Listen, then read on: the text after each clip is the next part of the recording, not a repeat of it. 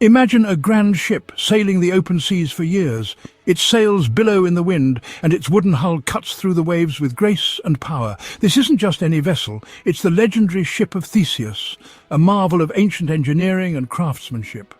Over time, the ship needs repairs. Planks rot, sails tear, the usual wear and tear that comes with age and exposure to the elements.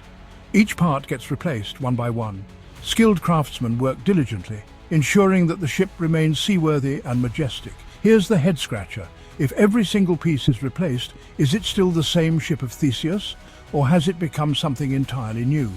This, my friends, is the essence of the Ship of Theseus paradox. It's a question that delves deep into the nature of identity and continuity. It's a philosophical brain teaser that's been stumping thinkers for centuries. From ancient philosophers to modern-day scholars, the debate continues. It makes us question the nature of identity and change. What defines the essence of an object? Is it the material it is made of, or the form it takes?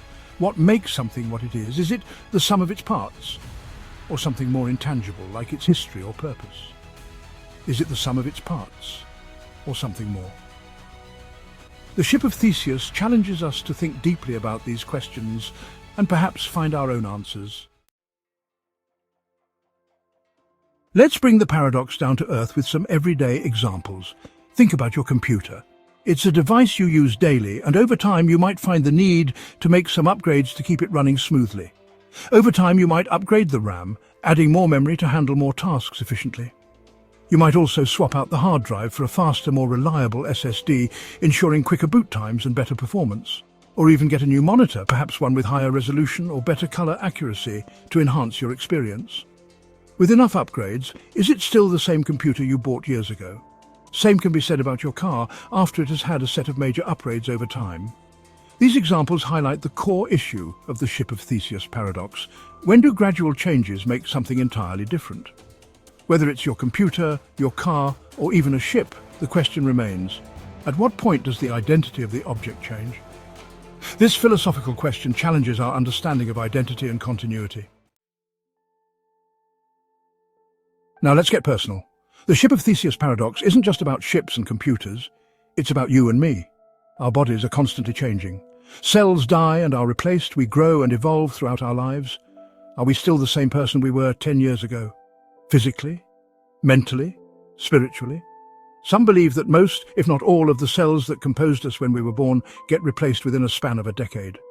Before hastily skipping this portion, wait, I know what you're thinking, but let us not waste too much of our energy or time on the minutest inaccuracies inherent in this assertion. Allegedly, certain cells within the brain and heart stay with us throughout our entire lifetime. But that's beside the point. Do these cells not undergo one iota of change in your lifetime? Are they not impacted by your physical health, memories, experiences, and beliefs? Of course they are. Hearts can be transplanted, and our brains possess an extraordinary capacity for adaptation known as neuroplasticity. This ability allows the brain to continually rewire itself in response to our experiences. Consequently, this continuous reshaping of neural pathways suggests that our sense of self or identity is inherently dynamic. Therefore, if brain is not static and the heart is not indispensable to us, our identity cannot be considered fixed either. Identical twins share the same DNA, but they don't have the same identity, do they? What if someone suffers amnesia? Does he then lose his identity for the time being? No. So, memories also do not form the entirety of our identity. If identity was in our face, then twins would not have separate identities.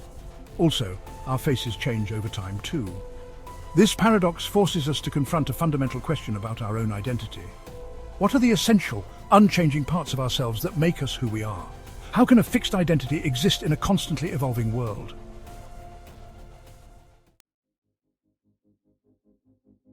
The paradox in action. The Ship of Theseus paradox pops up in unexpected places, making us question the essence of what makes something fundamentally the same. Nature provides a perfect example of this through the life cycle of trees. Consider a tree that sheds its leaves and grows new ones each year. Each season brings a transformation, yet the tree remains rooted in the same spot. Is it the same tree, even though its physical form is constantly changing? The tree's identity seems to persist despite the continuous renewal of its leaves and branches.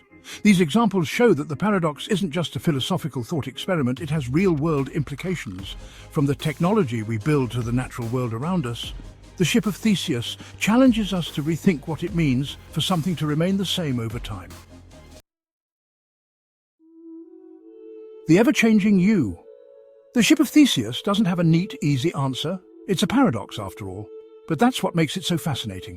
It forces us to confront the reality that everything is in flux. The world changes, we change, and sometimes it's hard to pinpoint exactly when and where the world ends and we begin.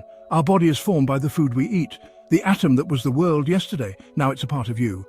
Could it be that our identity is not a spot but a line that is drawn through our self-awareness and continuity of consciousness, what some might even call a soul? There can be nothing permanent in an ever-changing world. Hence, if there were an actually immutable identity of you, it must reside somewhere outside the purview of the physical laws that generate and perpetuate transience.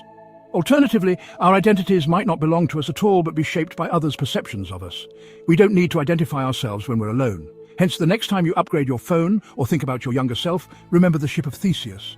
It's a reminder that identity is fluid, change is constant, and the journey of self-discovery is ongoing. That is all for today. Please like, comment, share and subscribe if you haven't already. Bye.